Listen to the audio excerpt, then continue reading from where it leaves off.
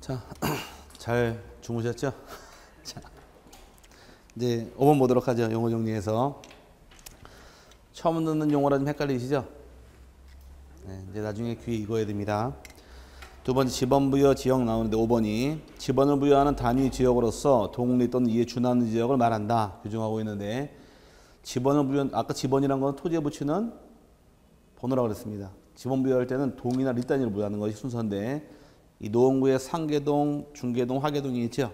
그럼 이 전체가 상계동이라고 가정을 하고 상계동이 만약에 예를 들어 1동이 있고 2동이 있고 3동이 있다고 한번 가정해 보자고요. 그럼 지번 부여할 당시에는 1동, 2동, 3동을 따로 부여할까 통째로 부여할까 이게 문제입니다. 상계 1동은 1동끼리, 2동은 2동끼리, 3동은 3동끼리 따로 부여할까 통째로 부여할까 한번 찍어보세요. 통째로 부여합니다. 따로 부여하게 되면 상계 1동 50번지 안에 있겠네요. 지번 따로 부여한 경우에 상계 2동 50번지 상계 3동 50번지 있게 되면 똑같이 더 가정했을 경우에 그냥 편지가 상계동 50번지로만 딱 들어오게 되면 이거 어디로 가야 돼요? 1동, 2동, 3동 어딘지 모르잖아요. 그래서 이렇게 부여하지 않고 여기를 1번을 주고서 통째로 해서 맨 마지막 번호를 부여하는 것이 이게 순서예요. 그러면은 지번은 1동, 2동, 3동이 나눠져 있다 할지라도 그 동별로 부여하는 게 아니라 통째로 부여하는 겁니다. 이때 말하는 동이라는 것이 상계동 전체를 의미하는 거지 1동, 2동, 3동 의미하는 것은 아니라는 거예요. 그럼 상계동은 상계동끼리 부여하는 것이고 중계동끼리 부여하고 하계동 따로 부여하기 때문에 지번은 동리별로 따로 부여하는 겁니다. 순서가. 그래서 그 동리가 바로 이 상계동 리면 이렇게 이해하시면 되고요. 이걸 흔히 얘기할 때 이걸 법정동이라고 불러요. 지금 세분하진 않는데 1동, 2동, 3동은 주민센터가 따로 있죠. 상계 1동 주민센터 따로 있지 않나요? 행정을 따로 보기 때문에 1동, 2동, 3동을 표현할 때 행정동이라고 부릅니다. 행정동. 동사무소 따로 있으니까. 그럼 지번은 법정동단이다, 행정동단이다. 법정동단위로 부여하는 거지 행정동이 아니라는 얘기입니다. 그래서 1, 2, 3동이 아니니까 참고만 하실 부분이고요. 그 다음에 6번의 경계점, 필지를 구획하는 선의 굴곡점 동그라미 쳐놓으시고 선의 굴곡점으로서 지족도나 임야도의 도의 형태로 등록하거나 경계점 좌표 등록부에 좌표 형태로 등록되는 점을 말한다. 규정하는데 흔히 경계점이라고 불리는 건 두 가지가 있게 됩니다. 경계점은 지금 동그라미 친 것이 선의 굴곡점 동그라미 쳤나요? 네, 선의 굴곡점이나 점이 있고 또 하나가 밑에 좌표란 것이 있더라요. 이 두 가지를 경계점이라고 부르는데 선의 굴곡점이라는 것은 이렇게 예를 들어서 이렇게 예쁘장한 토지 하나 있다 가정해 보자고요. 10번 토지 대란 땅이 있을 경우에 선이 꺾이는 점이 몇 개 있나요? 선이 꺾이는 점 4개가 있죠. 요 꺾이는 점, 요 점을 선의 굴곡점이라고 부르는 거예요. 요 4가지 점을 뭐라고 부르더라? 선의 굴곡점이 되는 것이고 요 4개의 점을 X와의 좌표를 찍게 되면 하나, 둘, 셋, 4개에서 X와의 좌표 찍으면 좌표를 만들 수 있겠네요. 요 좌표를 또 경계점이라고 부르는 겁니다. 그럼 경계점은 두 가지가 있습니다. 뭐하고 뭐? 선의 굴곡점하고 또 하나가 좌표 2개를 뭐라고 부른다? 경계점이라고 부르는데 그 경계점을 만든 이유는 그 위에 박스에서 경계 다시 읽어보자고요. 위에 박스 경계란 필지별로 경계점 간을 직선으로 연결하여 지적공부에 등록한 선을 말한다. 찾으셨어요? 그럼 경계점을 자 칠판에서 경계점을 직선으로 연결을 하게 되면 뭐가 만들어지더라? 경계가 만들어집니다. 그럼 선의 굴곡점도 경계점인가요? 맞죠? 그럼 경계점 4개를 연결했을 때 만들어진 이 선이 바로 뭐다? 이 경계라는 것이에요. 경계고 좌표도 경계점인가요? 경계점은 2개 있다 그랬으니까 좌표 4개를 연결하게 되면 만들어진 선이 있겠네요. 이 선이 바로 경계라는 것이에요. 이제 말을 만들어 보자고요. 경계는 무엇을 연결하면 경계가 되고 경계는 경계점을 연결하면 경계가 되는 것이고 경계점의 종류는 2가지가 있다는 겁니다. 선의 굴곡점하고 또 하나가 좌표. 엮어서 보시면 편해요. 다시 경계는 뭘 연결하면 경계가 되더라? 경계점을 연결하면 경계가 만들어지고 경계점이라고 불리는 것은 2가지가 있다는 점이에요. 하나는 선의 굴곡점, 또 하나는 좌표. 이렇게 엮어서 같이 보시면 이해가 될 겁니다. 경계점의 종류가 될 것이고, 넘어가셔서 토지의 이동 그러는데, 토지 이동할 때 한자 이자가 무슨 이자인가요? 이자가 다른 이자 아닌가요? 그럼 토지가 실제로 움직이는 게 이동이 아니라 토지의 뭔가가 달라지는 걸 이동이라고 부르는 거예요. 토지가 실제로 움직이는 걸 뭐라고 부를까? 토지가 실제로 막 움직이는 건 지진. 일본 애들은 참 복받은 나라죠. 국민들 심심할까봐 땅도 적당히 흔들어주고, 아닌가? 또 야밤에 지금 심심할까봐 화산도 막 터져주고, 또 사람들 건강을 위해서 방사능도 많이 내포시켜주고, 참 괜찮은 나라가 일본인데, 그 땅이 움직이는 건 지진이라는 말 쓰지만 여기서 말하는 이동이란 것은 다른 입장입니다. 토지에 뭔가가 달라지는 거예요. 그럼 뭐가 달라지느냐? 토지의 표시를 새로이 정하거나 변경 또는 말소하는 것을 말한다. 여기서 중요한 말은 토지의 표시가 중요한 말입니다. 토지의 표시를 새로 정하고 변경하고 말소를 하겠대요. 그럼 토지의 표시가 뭘까? 전 페이지 넘어가서 거꾸로 넘어가서 한 장 다시 보니까 토지의 표시란 4번에 중간에 지적 공부에 토지의 소재, 지번, 지목, 면적, 경계, 좌표를 등록한 것을 말한다. 잘하셨어요? 6가지 토지의 소재, 지번, 지목, 면적, 경계, 좌표. 이 6가지 중 어떤 거 하나라도 새로 정한다거나 변경한다거나 말소하는 것을 토지의 이동이라고 불러요. 그럼 중요한 것은 토지이동의 뜻이 무엇을 새로 정하겠대요? 토지의 표시죠. 표시를 3가지 새로 정하는 게 있고 또 하나 변경하는 게 있고 또 하나 말소하는 것이 있더라. 여기서 중요한 것은 토지의 표시가 중요한 겁니다.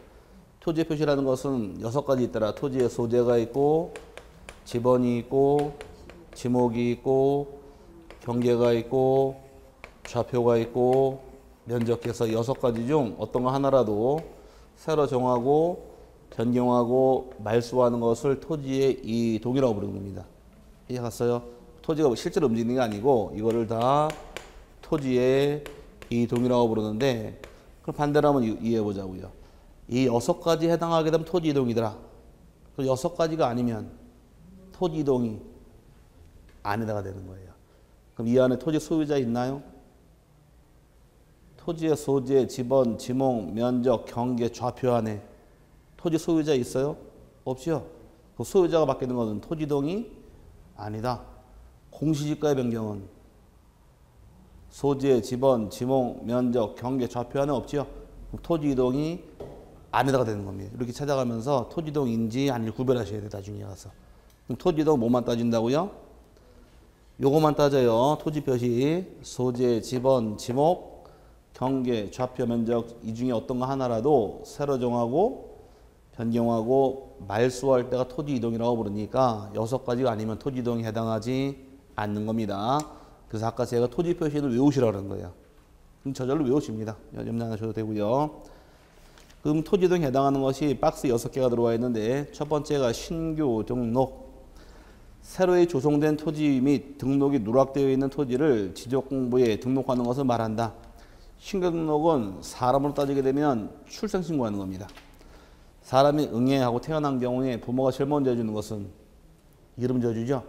이름 져준 다음에 동사무소 가서 출생신고하지 않나요?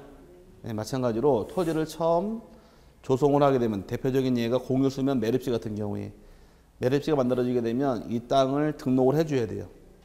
처음 등록하는 것을 말 그대로 신규 등록 그러니까 그렇게 어려운 내용은 없고, 두 번째 등록 전환이 어려운데 등록 전환이란 임야대장 및 임야도에 등록된 토지를 토지대장 및 지적도로 옮겨 등록하는 것을 말한다. 아까 제가 설명드릴 당시 우리나라의 모든 땅은 토지 대장을 가지던 반대로 임야대장을 가지던 반드시 대장 하나를 가지라 그랬어요. 둘 다 가질 수는 없다 그랬었죠. 그럼 임야대장은 뭘로 풀더라? 그림을 풀어놓은 것을 임야도 반드시 같이 비치합니다. 세트예요. 토지대장과 세트는 지적도가 있겠네요. 그럼 만약에 지목이 임야다 가정했을 경우에 지목이 임야할 경우 등록은 어디 해야 될까? 임야대장, 임야도가 되겠죠. 등록하고 있다가 이 땅 개발 사업을 통해서 아파트를 집니다. 지목이 대로 바뀌어 버리게 되면 이제 대란 땅은 등록하는 정보가 원칙이 토지대장, 지적도 임야대장, 임야도가 아니니까 지목이 바뀌면서 등록을 바꿔주는 거예요. 어디에서 어디로? 순서가 임야대장, 임야도에서 토지대장, 지로 등록을 바꿨다 줄여서 등록 전환이라고 부릅니다. 장부의 순서가 맞아야 돼요. 장부가 이렇게는 바뀌지만 거꾸로 가는 일은 결코 없어요. 등록 전환은 순서가 맞아야 됩니다. 어디에서 어디로 넘어가더라? 임야대장, 임야도에서 토지대장, 지적도로 등록을 바꾸는 것을 뭐라고 부른다? 등록 전환이라고 부르는데 이게 용어 정리상 가장 많이 출제했습니다. 요거는 반드시 나중에 중요하게 써먹으니까 등록 전환 굉장히 중요한 용어고요. 이게 헷갈리면 방법은 하나밖에 없어요. 장부의 순서가 맞아야 되니까 등록 전환은 이렇게 보시면 돼요. 그냥 한국 사람 좋아하는 거 진짜 앞에 따는 거. 등록 전환은 임임에서 어디로 넘어가더라? 임임이 뭘로 바뀐다? 토지로 바뀐다 해서 등록 전환은 임임 토지다 이렇게 순서만 이해하시면 돼요. 토지가 임임되는 경우는 없어요. 오케이? 순서만 이해하시면 되니까 등록 전환은 뭘로 이해하셔라? 임임 토지다 이렇게 이해하고 넘어가셔도 내용은 쉽게 파악이 될 겁니다. 그 다음에 이제 세 번째 칸에 분할. 분할은 뭐 어려운 거 아니겠죠? 토지를 쪼개는 거니까. 지적 공부에 등록된 하나의 필지를 두 필지 이상으로 나누어 등록하는 것을 말한다. 분할은 어려운 거 없고 반대로 합치는 겁니다. 지적 공부에 등록된 두 필지 이상을 1필지로 합하여 등록하는 것을 말한다. 어려운 내용 없고요. 지목 변경. 지적 공부에 등록된 지목을 다른 지목으로 바꾸어 등록하는 것을 말한다. 지목 하나 딸랑 바뀔 때가 지목 변경이라는 말을 쓰는데 여기서 실판을 구별할 것이 여기는 임야가 대로 바뀌었어요. 지목이 바뀌었죠.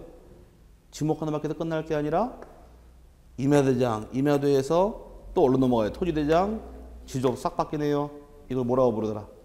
등록 전환이라고 부르고 지목 변경은 다른 건 아무것도 안 바뀌어서 지목 하나 딸랑 바뀔 지목 변경이에요. 둘이 구별시켜 드릴게요. 자, 만약에 이거 개념만 좀 이해하시면 돼요. 처음에는 자 여기서 여기까지 1단에서 있다 가정을 하고 반을 갈라서 여기까지 지목은 현재 임야. 임야 옆에 보기에는 항상 밭이 붙어 있습니다. 전이. 여기 임야하고 전이 있다 가정을 하게 되면 임야라는 땅은 등록을 어디에 해야 돼요? 1번 원칙이. 임야대장, 임야도가 되겠죠. 전일 경우는 임야가 아니니까 토지대장, 지적도가 있겠네요. 이렇게 있다는 가정하에 이 일대를 싹 밀어서 지목이 다 대가 돼버렸습니다.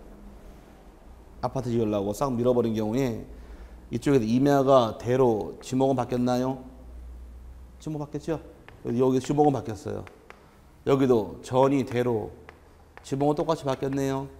지목은 똑같이 바뀌었지만 여기 지목 하나 바뀌어서 끝날 게 아니라 가기 전에 그럼 대란 땅은 등록을 어디 해야 될까? 토지대장, 지적도가 되겠네요. 오케이? 그럼 임야가 대로 바뀌게 되면 지목 하나 바뀌어서 끝날 게 아니라 임야대장, 임야도가 또 뭘로 바꿔줘요? 토지대장, 지적도로 싹 다 바꿔줘야 되죠? 지목도 바뀌면서 대장도 바뀌고 도면 다 바뀌는 이 포괄적인 사유를 뭐라고 부르느냐? 얘를 등록 전환이라고 부르는 것이고 여기는 지목은 바뀌었지만 토지대장, 지적도, 토지대장, 지적도, 대장 바뀌는 건 아니네요. 그럼 단순히 뭐밖에 안 바뀌었더라? 지목 하나 딸랑 바뀌었죠? 요거를 지목 변경이라고 부르는 거예요. 어떻게 구별할 수 있겠어요? 지목도 바뀌고 대장도 바뀌고 도면 다 바뀌는 포괄적인 사유를 뭐라고 부르고 등록 전환이라고 부르는 것이고 다른 건 아무것도 안 바뀌되 지목 하나 딸랑 바뀔 때 뭐라고 부른다? 지목 변경이라고 부르는 것이 여기 차이점입니다. 여기 굉장히 포괄적인 사유, 여기는 협소한 사유를 기하시면서 둘이 구별하시면 내용이 파악이 되고요. 그 다음에 축척 변경. 축척 변경은 지적도에 등록된 지적동그란 표놓으시고 지적도에 등록된 경계점의 정밀도를 높이기 위하여 작은 축척을 큰 축척으로 변경하여 등록하는 것을 말한다는데 도면이 아까 두 개 있다고 설명을 드렸어요. 지적도하고 임야도 두 개가 있는데 축척 변경 대상은 지적도만 대상으로 합니다. 뭐만 대상이라고요? 지적도, 임야도로만 끼어들으면 틀려요. 축척이 작은 게 커지기는 해요. 하지만 커진 게 작아지진 않습니다. 그럼 말을 바짝 줄이면 되겠네요. 축척 변경이라는 것은 지적도를 작은 거에서 큰 거로 바꾸는 축척 변경입니다. 정물적으로 풀기 위해서 한번 따져보자고. 그럼 숫자가 아주 쉬운 사례로 2분의 1이 클까 3분의 1이 클까?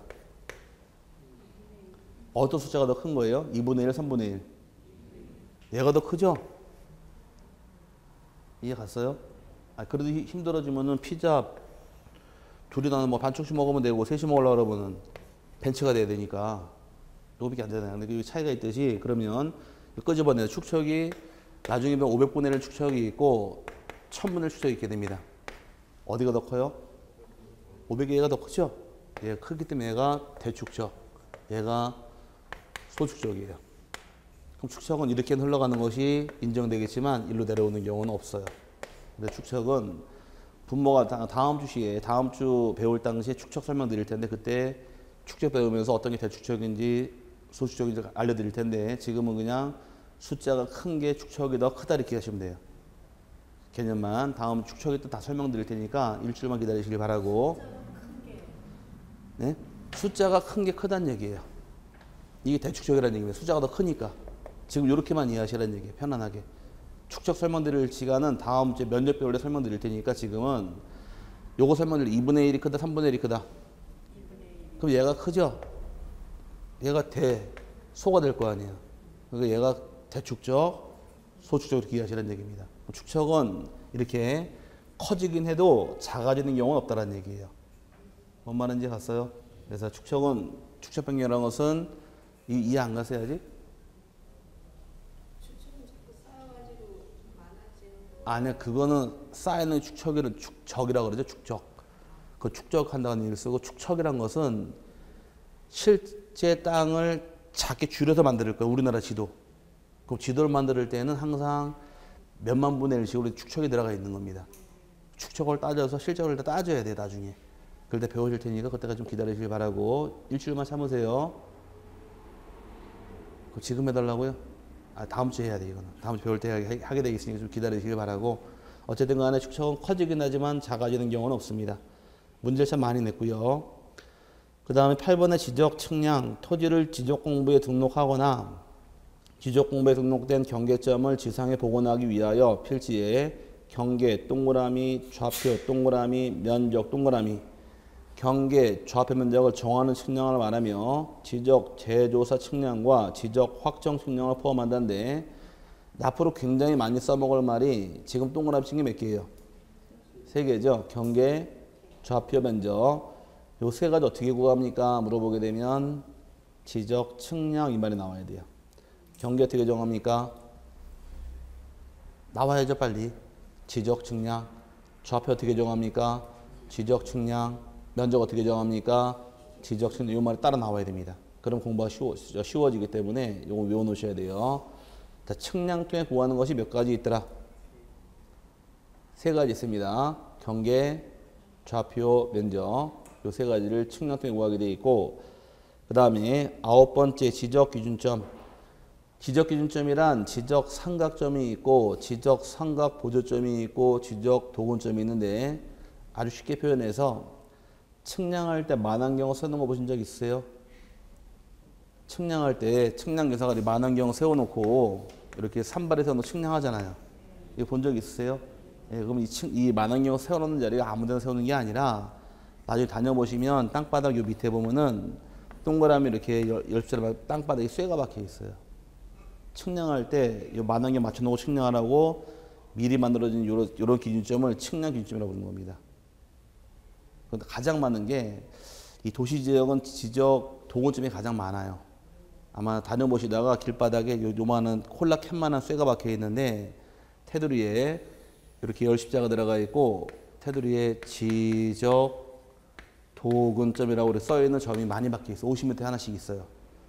혹시 보시면은 카메라에 휴대폰 달려있죠?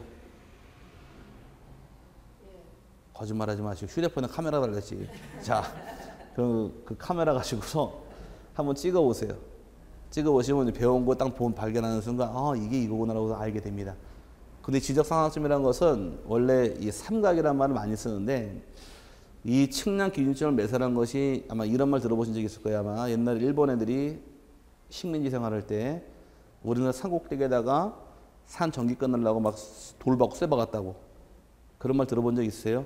네, 근데 참 대단한 애들인데 일본 애들이 우리나라 지도가 이렇게 있다고 가정을 하고 일본 애들이 이렇게 있잖아요. 우리 땅을 이제 근대화된 측량할 때 측량 시작한 것이 1905년도예요. 1905년도부터 근대화적으로 측량이 들어가는데 실제 자가주 측량이 들어간 겁니다. 근데 그때 삼각 측량을 어떻게 측량했느냐? 일본에 여기 대마도라는 섬이 있죠. 대마도 있고 여기 부산 영도가 있고 거제도가 있습니다. 대마도 가깝거든요. 여기서 대마도에 점 찍고 점 찍은 다음에 여기까지 거리를 쟀어요. 영도까지. 그럼 요 거리를 재고서 요 거리 재면은 요거 나오겠죠. 삼각으로 사인 코사인 제가 나가니까 이렇게 재고서 요걸 뽑아냈고 또 요거랑 삼각으로 재가지고서 요걸 뽑아냈고 그다음에 이렇게 넘어와서 육지 들어와서 삼각으로 이런 식으로 다 측량 들어가서 전국에 31,770개라는 이 점을 매설을 합니다. 이걸 어디다 매설했는지 산 정상에다가 잘 보이게 이렇게 막 해서 그걸 다 정상에다가 매설해서 이걸 다 우리나라를 근대화된 방법으로 측량 시작한 거예요. 다. 근데 그 이후로 지금 100년이 지났죠. 1905년이니까 100년 지났지만 지금 측량하는 이 측량 기술 거리 재는 거와 이때가 더 정밀도가 높대요. 그만큼 치밀한 애들이 일본 애들이에요. 그래서 우리 땅을 그 당시에 다 줄자 가지고서 자로 재고서 측량 들어갔는데 그 당시에 지금처럼 뭐 전파유, 황파유를 삑 싸가지고 거리 재는 게 아니라 죽자, 대나무 껍데기 엮어가지고 만든 자 25m 자가지고 자치기함을 재듯이 쭉 잰 겁니다. 근데 이 대나무 죽자가 끊어지니까 프랑스에서 쇠로 된 강철자를 25m짜리를 가져와요. 수입해가지고 그걸로 우리 조선 팔도를 다 줄자 잰 겁니다. 이거를 재가지고 만든 게 우리 지적도면을 지금까지 쓰고 있는 거예요. 그래서 만드는 게 이 기준점이 삼각으로 만들어지다 보니까 항상 지적 상하점이 따라붙게 되어 있는 거예요. 두 개가 만나는 것보다 세 개만 정확하겠죠. 항상 삼각으로 측량 들어가기 때문에 세 가지 기준점이 있는데 세부적인 내용은 안 보셔도 되고 나중에 배우게 될 테니까 그냥 기준점 몇 가지가 있더라. 세 가지가 있더라. 가장 크게 만들어지는 것이 지적 삼각점이고 그 다음이 지적 삼각 보조점, 마지막 지적 도근점에서 이 세 가지 기준점을 지적 기준점이라고 부릅니다. 용어 정리만 잘 돼 있어도 지적은 30% 먹고 들어가요. 다음에 뭐 외우지 마세요. 아직 처음이니까. 어차피 기본서 들어오게 되면 다 기본 다시 배울 때 그 따로 정리하시면 됩니다. 여기까지가 앞으로 사용할 용어에 대한 내용이고요. 그 다음에 오른쪽 2장에 토지에 등록해서 의회하고 밑에 직권에 대한 등록이란 말 나오는데 우리나라에 이제 토지를 최초로 등록할 때입니다. 최초로 토지를 등록할 당시에는 국토교통부 장관께서 등록을 하게 되는 등록은 모든 토지예요. 모든 토지를 등록을 해줍니다. 그래서 여러분 교재에서 의회에서 국토교통부 장관은 모든 토지에 대하여 차려졌어요. 필지별로 소재, 지번, 지목, 면적, 경계, 좌표 등을 조사 측량하여 지적 공부에 등록하여야 한다. 나와 있죠. 최초 등록권은 누가 등록해라? 국토교통부 장관이 등록하게 되고 대상은 모든 토지입니다. 등록한 이후에 아까 왼쪽 페이지 132페이지에서 토지 이동 배우셨어요? 토지 이동 신규 등록, 등록 전환, 분할 합병 등이 많이 있었죠. 다 엮어서 줄여서 토지 이동이라고 부르는데 그 밑에 직권에는 조상록이라는 말이 따라붙는데 그거 가기 전에 따라붙을 말이 있습니다. 밑에 말이 빠져 있는데 그럼 등록한 이후에 요거 하나 써두시길 바래요. 토지 이동이 발생하게 되면 즉 분할이나 또는 합병 등이 발생하게 되면 여기 빠졌어요. 책에. 여기까지 중요한 부분인데 그래야지만 여기 따라 나와요. 그럼 토지 이동이 발생하게 되면 이 토지 이동은 토지 소유자가 지적소관청에게 원칙은 신청하는 것이 원칙입니다. 그럼 토지를 분할하든 합병하든 어떻게 해라? 소유자가 소관청에 신청하는 얘기입니다. 신청을 통해서 결정하게 되어 있는데 반대로 신청하지 않았을 때에는 신청 안 하게 되면 이때는 소관청이 직권으로 등록할 수가 있는 것이 순서예요. 자, 여기 다시 그럼 최초 등록은 누가 하는 것이고 외치셔야 돼. 국토교통부 장관 쪽에 국장이 하게 돼 있고 등록한 이후에 분할합병이 생기게 되면 누가 신청하실 것? 소유자가 소관청에 신청하는 겁니다. 신청하게 돼 있고 신청하지 않는 경우는 직권으로 조사, 측량성 결정할 수 있다. 그럼 직권으로 갈 경우에 어떻게 할 것이냐에서 밑에 박스가 순서가 쭉 이어지는 겁니다. 그럼 직권이라는 얘기는 신청이 있는 경우 없는 경우? 없는 경우에 신청이 없는 경우 직권으로 하게 되어 있는데 직권으로 가고자 할 때 거치는 절차가 첫 번째는 소관청에서 토지 이동 현황 조사 계획을 수립하는 것이 순서예요. 현황 조사 계획을 수립하게 되고 두 번째는 조사 계획을 수립하게 되면 토지 이동 현황을 조사하게 됩니다. 조사할 것이며 또 조사한 내용 적어야겠죠. 그래서 소관청에서 세 번째가 토지 이동 현황 조사부를 작성하게 되고 그다음 네 번째는 지적 공모를 정리하기 위해선 토지 이동 정리 결의서 만드는 다음에 마지막이 다섯 번째 지적을 정리하는 것이 여기 순서입니다. 요 순서를 통해서 정리하게 되어 있는데 책엔 요것만 나와 있고 요게 나와 요게 빠져 있죠. 그리고 쭉 이어져야 돼요. 자, 여기서 여기까지는 양이 많아요, 적어요? 얼마 안 되죠? 기출문제 여기서 여기까지 6문제 나왔어요. 요것만 가지고 시작이다 보니까 많이 나왔죠? 과거에 최근에 나온 문제가 누구는 모든 토지, 토지 이동은 누가, 가로에 들어갈 말, 이 문제예요. 그 다음에 토지 이동 있는 경우는 소유자 신청을 받은 국장이 결정한다. 틀렸네요. 그래서 다르기다 보니까 문제가 되는 겁니다. 항상 공부할 땐 똑같은 거 문제는 안 줘요. 만약에 여기가 국장, 여기 국장 똑같죠? 이거 문제가 안 돼요. 근데 여기는 국장이고 밑에는 소관청이네요. 다르잖아 지금. 그래서 이 문제가 되는 거예요. 그래서 최초 등록은 누가 하는 것이고 외치셔야 돼요. 국장이 하는 것이고 그 이후에 분할 합병이 발생하더라. 그럼 소유자가 어디다 신청하셔라. 소관청 신청하게 되고 신청을 받은 소관청이 결정하게 되는데 신청이 없을 경우는 이때 직권으로 정리할 수가 있더라. 그럼 직권으로 가고자 할 때 수립하는 계획을 무엇이라 부르느냐? 토지 이동 현황 조사 계획이라 한다. 이렇게 쭉 달고 들어가시는 거예요. 쭉 달고 들어가면 한 줄로 이해하고 넘어가시면은 내용이 파악이 되는데 우리 입문서는 여기에 빠져 있다 보니까 써드린 것 뿐입니다. 다시 한번 떠들자고요. 작업 지금은 막 신나게 외울 건 없어요. 왜 1월, 3월 계속 반복하니까. 토지를 최초 등록은 누가 하시고? 그냥 줄여도 국장이 한다 이렇게 기억하시고 국장이 해야 돼. 등록한 이후에 분할 합병이 발생하더라. 누가 어디다 신청해라? 소유자가 소관청으로 가라. 그럼 신청하지 않았을 때에는 직권으로 결정할 수가 있는데 이때 수립하는 계획을 무엇이라 부르느냐요. 토지 이동 현황 조사 계획이라 부른다. 그래서 과거의 기출문제가 소관청이 직권으로 토지 이동을 조사하고자 할 때 수립하는 계획을 무엇이라 하는가? 대놓고 물어봤어요. 답은 토지 이동 현황 조사 계획. 답에도 출제한 적이 있으니 여기 6문제 나왔습니다. 이건 나중에 참 중요하게 다룰 부분이니까 참고하고 넘어가실 부분이고요. 그 다음에 이제 필지로 정하는 기준이란 말 나오는데 이제 아까 필지란 말은 토지가 가장 작은 단위의 필지라고 설명을 드렸어요. 근데 하나의 필지가 되기 위해서는 갖출 요건이 있게 됩니다. 하나의 필지라는 것은 토지로서 가장 작은 단위인데 필지가 성립하기 위해서는 1필지 성립 요건이 6가지가 들어와야지만 하나의 필지를 성립한다는 것이 요건입니다. 그러다 보니 밑에 교재에서 1필지 정하는 기준에서 맨 밑에 박스가 3개가 나와 있고 다음 칸에 3개 나와서 합이 6개가 나올 겁니다. 맞나요? 네, 순서는 좀 틀리겠지만 첫 번째가 지번 부여 지역이 동일해라. 아까 지번 부여 지역은 지번을 부여하는 동이나 리라고 그랬습니다. 동과 리가 같아야 돼요. 동과 리가 다른 경우는 하나의 필지를 볼 수는 없습니다. 상계동에 있는 땅, 중계동, 동이 다르죠? 1필지가 안 돼요. 같은 동 안에 있어야 하나의 필지라는 얘기이고 두 번째 경우는 지목도 같아야 돼요. 지목이 이쪽에 있는 땅 둘 다 내 땅인데 여기는 전이고 여기는 답이더라. 지목이 다른 경우 하나의 필지를 합병할 수가 없기 때문에 지목도 같아야 할 것이고 세 번 체크만 하세요. 책에다 있잖아요. 지번 부여지역 동일해라. 지목 동일해라. 다 있으니까 굳이 쓸 필요 없어요.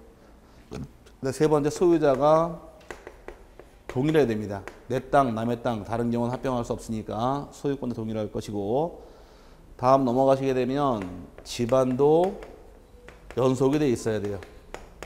집안이 연속다라는 얘기는 내 땅이 하나의 필지에 있다는 가정하에 지목이 전이 있는데 이 하나의 필지 가운데로 도로가 뻥 뚫려 버리게 되면 도로를 통해 집안이 단절돼 버렸죠.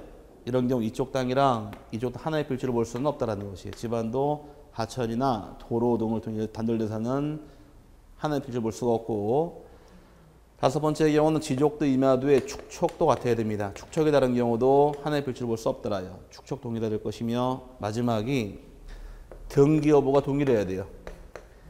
등기 여부가 동일하다는 얘기는 등기가 돼 있어야 한다, 등기가 돼 있지 않아야 한다. 지금 질문한 겁니다. 등기가 돼 있어야 한다, 돼 있지 않아도 된다. 등기 여부 동일하다는 얘기는 등기가 돼 있어야 한다, 그 뜻이 아니에요. 등기가 돼 있으면 돼 있는 것도 하나의 필지라는 얘기고, 미등기도 하나의 필지라는 얘기인데, 등기된 땅과 미등기 땅을 같이 합쳐서 일필지로 볼 수 없다는 얘기예요. 그럼 미등기도 일필지로 존재할 수는 있다 없다? 있다가 되는 겁니다. 현재 우리나라 전국토 중에서 약 10% 정도 미등기 상태예요. 딱 봐가지고 저 땅 누구 건지 아는 땅은 등기를 안 해요. 할 수 자격은 능력은 있지만 하질 않습니다. 할 필요가 없으니까. 고속도로 누구 땅이에요? 도로. 대부분 국가 땅이 많지 않나요? 아닌가? 아니, 국도. 국가 거잖아요, 대부분 다. 국 등기해야 누구 건지 아는 건 아니잖아요. 그거 등기할 필요 없다라는 것이에요. 그래서 딱 봐서 아는 것들은 등기하지 않습니다. 국회의사당 누구 건물이에요? 국가 거. 꼭 등기고 봐야 알아요? 그건 등기할 필요 없기 때문에 그런 것들 등기하지 않다 보니까 실제로 현재 미등기 토지가 약 한 10%가 발생이 돼 있어요. 그러니까 현재 2014년보다 약 3,700만 필지가 약 빠지는데, 그 중에 약 한 10%, 300만 필지 좀 넘게가 미등기로 남아있게 됩니다. 아직까지도. 그러니까 땅이 있다고 다 등기부가 있는 것은 아니라는 점이에요. 그래서 미등기 땅도 하나의 필지로 볼 수 있다 없다? 있다가 됩니다. 그럼 요건을 갖추면 하나의 필지로 인정하겠다는 얘기예요. 요걸 통과해야 될 필지예요. 이건 나중에 언제 써먹느냐? 이걸 시험에 내서 틀릴 사람이 있을까요? 없겠죠? 너무 쉬워서. 이건 언제 써먹느냐? 나중에 합병할 때 써먹어요. 합병은 아까 용어 정의가 두 필지 이상의 필지를 합쳐서 1필지로 하는 합병이라고 그랬습니다. 그죠? 합병을 하려면은 1필지가 될 수 있어야 합병을 하는 게 합병의 뜻이에요. 너무 어려웠나? 다시 합병이란 두 필지 이상을 하나의 필지로 합치는 게 합병이니까 거꾸로 하면 타고 들어가죠. 하나의 필지가 될 수 있어야 합병하는 거 아니에요? 맞죠? 그 합병하려면은 10가지 조건을 갖춰야 돼요. 그 중에 6개가 이거예요. 그럼 나중에 저 뒤에 가서 4가지만 따라 외우시면 되는 거예요. 그럼 10가지 외우시니까 이거 그때 써먹기 위해서 배우는 거지, 이거 지금 외울 필요는 없습니다. 나 외우시니까 거꾸로 해보자. 그럼 이제 이 조건을 갖추면 합병할 수 있더라 설명을 드렸어요. 반대로 이 조건을 다 갖추고 있대요. 그럼 1필지인가요? 맞죠? 그럼 이 중에 하나라도 어긋나게 되면 어떻게 하면 될까?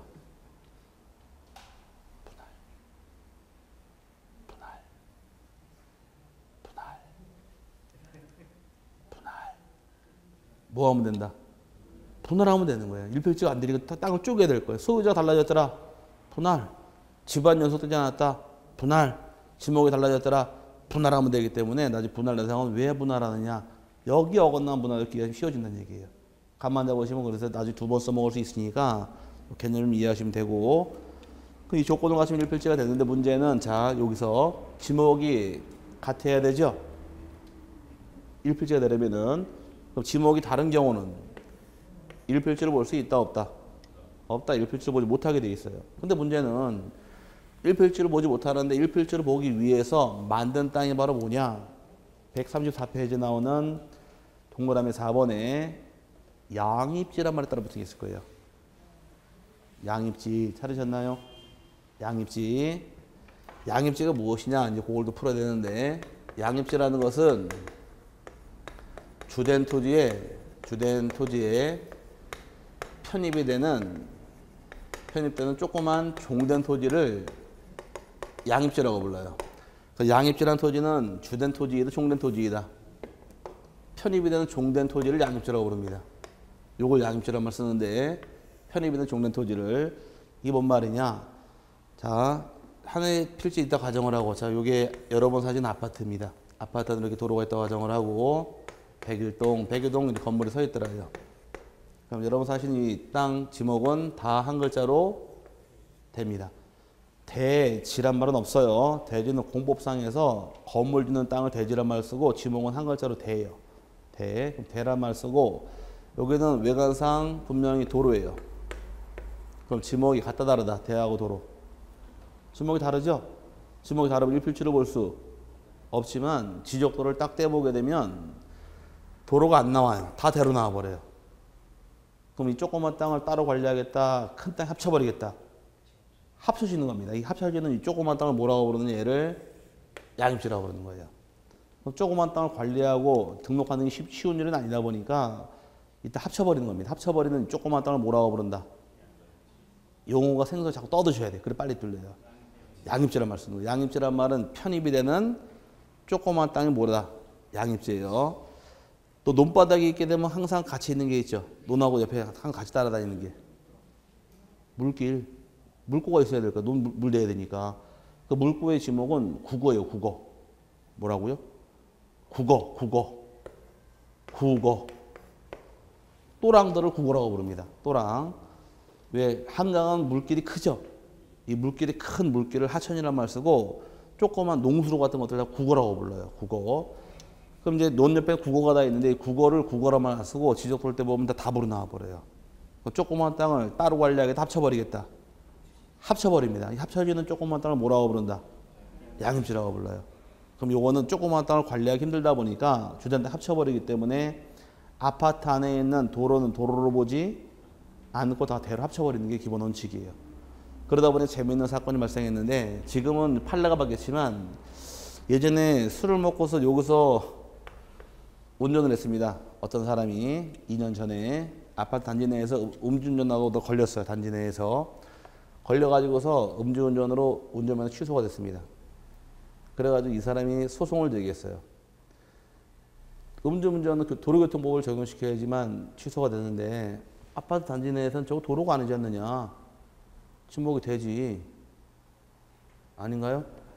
되니까 도로교통법을 적용시키면 안 된다. 그래가지고서 이 사람이 이겼어요. 그래가지고서 여기서 음주운전 걸린 거 딱지를 안 끊었어요. 근데 문제는 그러고 나니까 자꾸 여기서 꼭 술 먹고 대를 여기까지 불러와서 내가 운전하고 갈게. 비교. 그래가지고 가다 사고를 잡고 나다 보니까 안 되겠다. 지금 판례를 바꿔가지고 2년 전부터는 딱지 끊어요.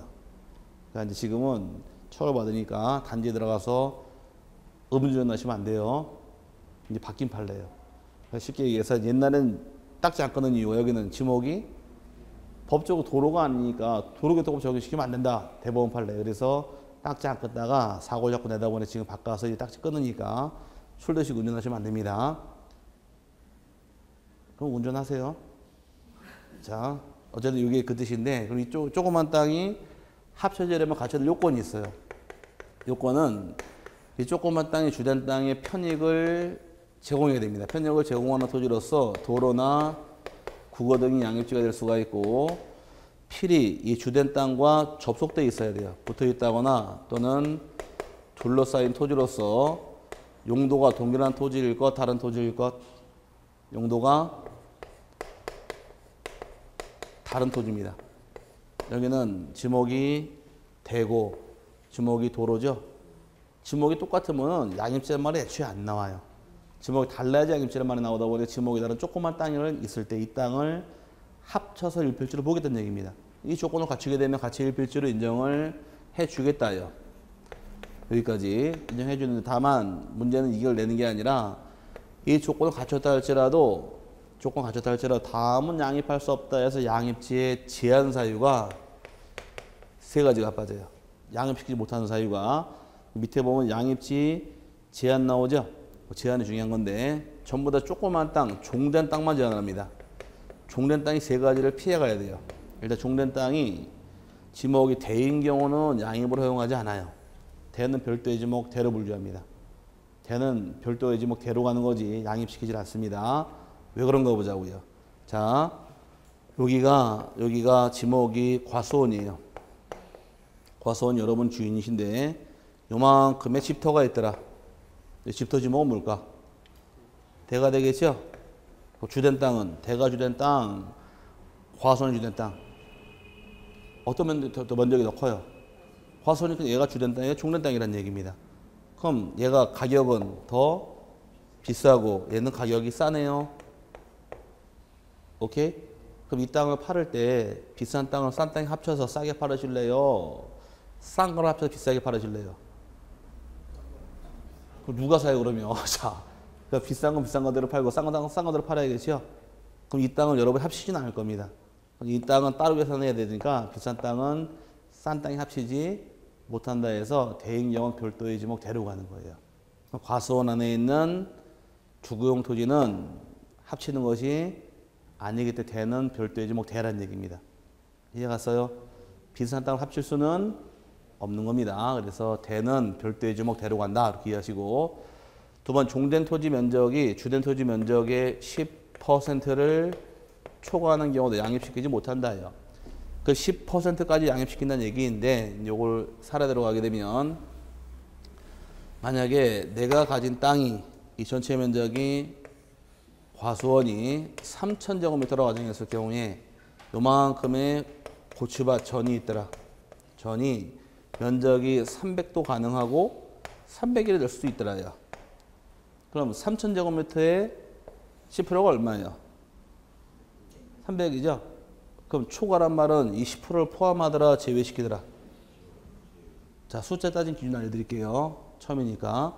5를 기준으로 5 이상이 있고 5 이하가 있고 5 초과가 있고 5 미만이 있습니다. 쓰는 용어 정리가 5 이상 그러면 얼마부터고? 5부터고 5 이하도 5부터죠? 5 초과는 6부터고 5 미만은 4부터라만 쓰는 것이, 이렇게 쓰는 것이 기준인데, 어떤 기준 잡을 당시에 이상 이하를 같이 쓰게 되면, 여러분이 숫자가 5예요. 다 번호가. 5를 기준으로 5 이상은 제우측으로, 5 이하는 좌측으로 가래요. 어디로 가실래요? 양측 다 가려고 그랬죠? 수화를 할까 이거? 자, 여러분이 숫자가 5인데 5 이상은 제우측으로 가시고 5 이하는 제 좌측으로 가래요. 양쪽 다 걸려버렸죠 지금. 이해 갔어요? 이러면 안 되는 거예요. 5 초과는 제우측으로, 5 미만은 좌측으로 가시래요. 갈 데가 없죠 이제. 그래서 항상 숫자 기준 잡을 당시에는 이상 이하 올리는 게 아니라 이렇게 올리는 거예요. 그래야지 빈틈이 안 생겨요. 그럼 이상과 올리는 말은 미만, 그래야지 간격이 안 생기는 거고, 그 다음에 초과랑 올리는 말은 이하로 올리는 겁니다. 그래야지 빈틈이 안 생기는 거예요. 감 잡았어요? 그럼 초과란 말은 얼마부터? 6부터가 되겠죠? 그럼 10% 초과란 얘기는 10%까지만 양입시키겠다는 얘기예요. 그럼 전체 면적이 3,000제곱미터일 당시에 10%는 300이네요. 300까지는 편입이 돼버립니다. 일로. 다 과수원으로 편입돼 버리겠지만 301 나와버린 경우는 10% 초과했죠? 이제 별도의 지목 전이에요. 일단 양입이 안 되는 겁니다. 그 얼마까지만? 10%까지만 합치겠다는 얘기예요. 감 잡았어요? 그 다음에 마지막 세 번째가 종된 토지 면적이 주된 토지 면적에, 종된 토지 면적이 독립적으로 330제곱미터를 초과하는 경우 양입시킬 수 없다가 이제 그 틀인데, 330제곱미터가 평수로 따지면 몇 평이 될까? 330제곱미터가 평수로 따지면은 100평입니다. 100평. 100평까지 양입시키겠다는 얘기예요. 그 얼마까지 양입하더라? 330까지만 양입시키는 거예요. 그러면 331 돼버리면은 양입할 수 없다가 되어서, 양입할 수 있다 없다 이거 물어봐요. 요걸 물어보는데, 요거는 그냥 친절하게 대인 경우 10% 초과하는 경우, 330 초과하는 경우 이걸 주는 게 아니라 사례로 물어. 사례로 하나의 필지에 있다. 이쪽에 이게 다 목장 용지다 가정하고, 목장 용지인데 요만큼의 전이 있더라.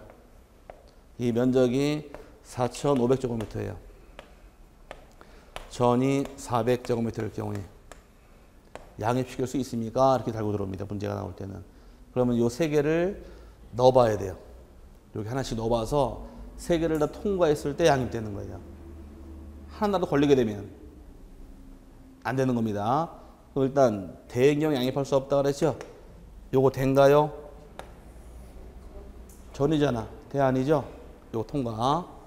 10% 초과했어요? 초과 안 했죠? 450 10%인데 400이니까 요거 통과. 330 초과했어요? 초과했죠? 여기 걸렸기 때문에 얘는 양입할 수가 없다. 그럼 얘는 별도의 지목 뭘로 간다? 전이 되는 겁니다. 이렇게 해서 문제를 내요. 달고 들어오다 보니까 기본적으로 나중에 이제 1월, 3월 계속 반복 나갈 때 요 세 가지 나중에 외우시라 그래요. 무조건 외워야 돼요. 대 10% 330원 양입시킬 수 있다 없다.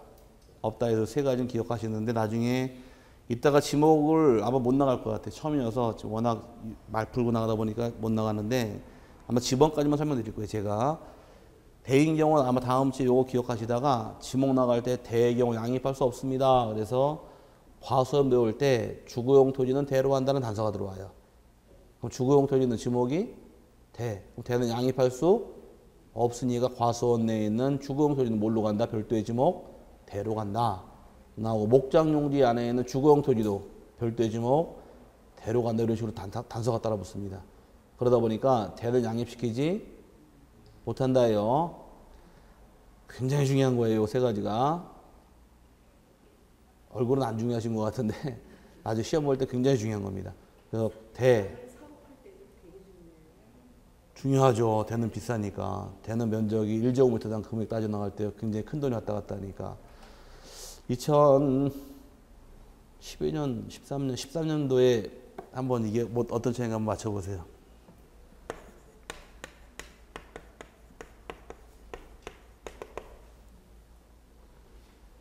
3,000만 원하고 130원 차이점이 뭘까?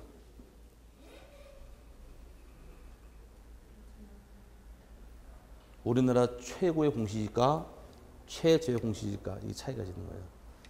공시지가 최고 비싼 데가 1제곱미터당 가격이 현재 3천만 원이 가장 비싸요. 이게 어딜까? 명동이죠. 명동에 있는 명동 딱 들어가면 쫙 써 있고 뭐 휘황찬란한 불빛 들어오고 왼쪽 딱 들어간 거 동시에 네이처 리퍼블릭인가 화장품 가게 있어요. 녹색 간판에 그 자리가 제일 비싸요. 상업은행이 밀려났어요. 옛날에 상업은행이 2등을 밀려났고 지금은 얘네가 1등인데 걔네가 1제곱미터에 3천만 원이에요. 한 평당 얼마일까 그러면? 1억이죠. 1억 쉽게 얘기해서. 근데 한 1제곱미터에 130원짜리 땅이 있습니다. 저쪽 저 화개장터인가? 화개장터 저 전북하고 경상남도 만나는데 뭐 있죠? 그 산골짜기에 있는 땅이 130원이에요. 가장 싼 땅이에요. 그래서 이게 가격의 차이가 지는 겁니다. 그럼 1제곱미터에 이 가격이 진다는 얘기는 1제곱미터 왔다 갔다 하는 거에 대해서 금액이 엄청 커지니까 대 같은 경우는 뭐 굉장히 중요하겠죠. 지목이. 가장 중요한 지목이 되고 누구나 갖고 싶어 하는 땅이 되죠. 아니에요? 대를 갖고 싶어 하는데 땅은 많은데 돈이 없다 그러더라고. 어쨌든 간 나중에 시험에 내게 되면 다른 건 안 걸어요. 요걸 걸고 들어와요. 요런 사례 주고서 양입시킬 수 있는 거 찾아라 집어넣으면은 요게 적용시켜 가지고서 해당되는 거 잡아내시면 답이 되는 겁니다. 여기까지가 출제 시간이고요. 그 다음에 2절에 나온 집어는 10분 동안 또 쉬신 다음에 시간 잘 가죠? 네. 1시간 더 하고서 마치도록 하겠습니다. 수업 듣다 궁금하시면 수업 중에 뭐 주문하시는 거 아니고 끝나고 오시면 다 알려드릴게요. 그러니까 나중에 보시다 모르면 가져오시길 바라요.